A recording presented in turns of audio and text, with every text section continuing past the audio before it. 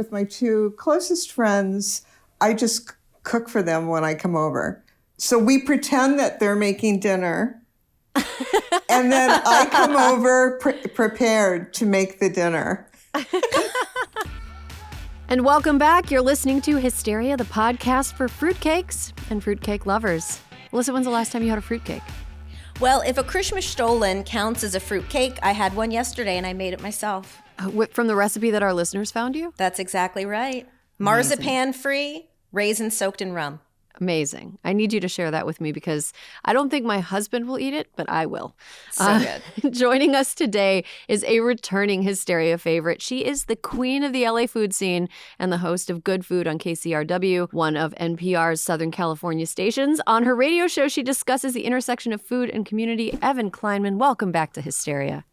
Thank you so much for having me. I had such a great time last time. So did we. Yeah. The holiday season's in full swing. Evan, in general, what's your food role during festivities? If Erin Kleinman is attending an event, is there like a lot of pressure on you? It's so weird. I'm a super introvert, so I don't go to that many gatherings. My close-in friend group knows that I'm kind of a really bad guest. Wait, how bad? Do you like steal stuff or like? No, I can't do nothing. Okay. So it's turned out that with my two closest friends, I just cook for them when I come over. So we pretend that they're making dinner, and then I come over prepared to make the dinner. And while they're hosting their guests, I'm there in the background, kind of just doing my thing, putting everything together. Okay, Evan, I have a serious question. What are your thoughts on potlucks? Do you like them? Is there potluck etiquette? Do you have a go-to crowd pleaser that you will bring to an event?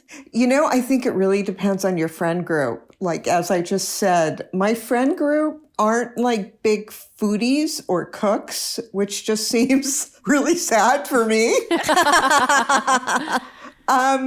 So I tend to just take control and not encourage them. I mean, I have a friend that her idea of bringing salad is to bring like 3 bags of arugula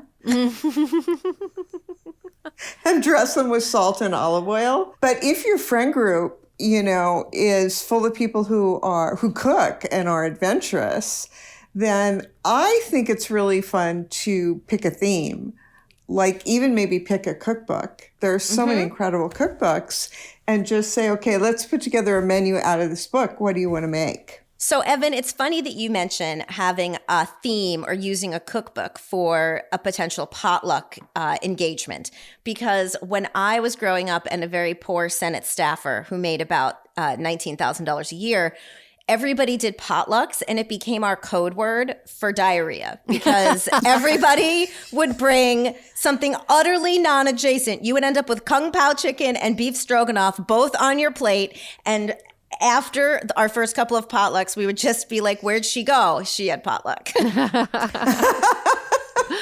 Oh my gosh. Evan, what foods are you cooking when friends and family gather this time of year? Do you have any meaningful holiday recipes that you and your loved ones have passed along over the years? And any recipes or treats that are, it's not the holidays until we have this? Well, I mean, Hanukkah for sure. So latkes, this time of year, it's like a Pavlovian response. And also for myself, I'll make matzo ball soup, which I love.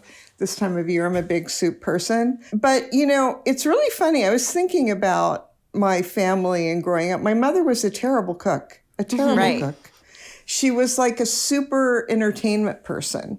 So, which is why I started teaching myself how to cook. So my things tend to be really simple. Like I'll always make my baby green salad with fennel and Belgian endive, and I dress it with a signature garlic parmesan dressing that was at my restaurant forever. Everybody loves that. People love when I make my ricotta gnocchi. I also make a lot of white lasagnas. So this time of year, a bechamel lasagna with roasted butternut squash or kabocha squash is really delicious. And recently, I just actually for Thanksgiving, I brought Nigella's chocolate gingerbread to a gathering, which I usually serve with lemon curd. That is just the greatest cake. Oh. I love it. It's so easy to make. And it's kind of that British kind of damp, squidgy thing. Yeah. So it lasts for days. Yeah, it gets better. Yeah, and it's what Mary Berry on British Baking Show would call sponge.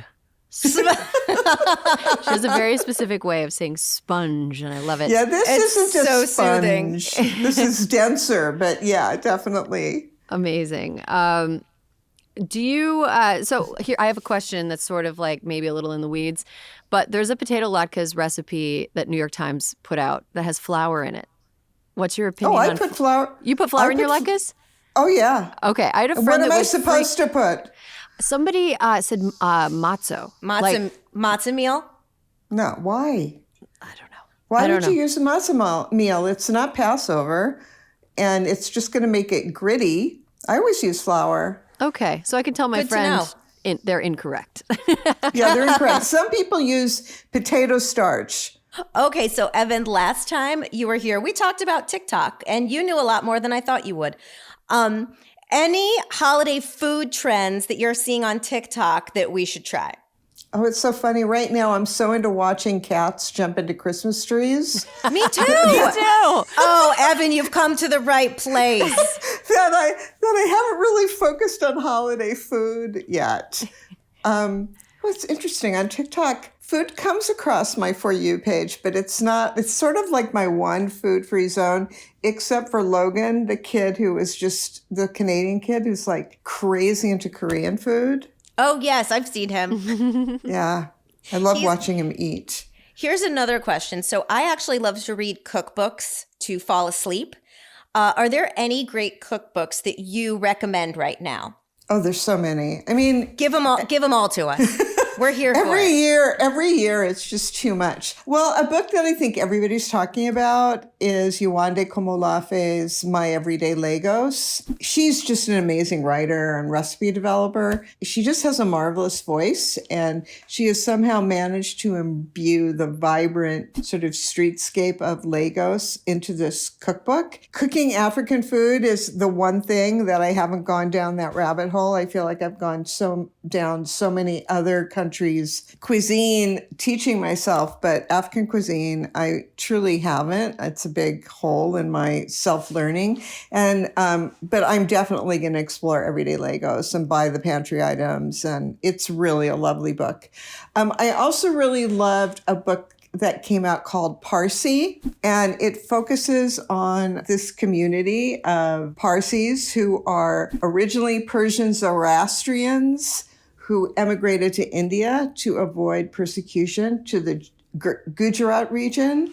And this book just tells their story and their cuisine, and I found it just beautiful and fascinating. Amazing. Okay, so it's the end of the year. We're all podcasters here. Who are some of your favorite guests that you had on your show this year, and why? Oh, well, I have kind of a cheat because I interviewed her this year, but it hasn't aired yet. Ooh.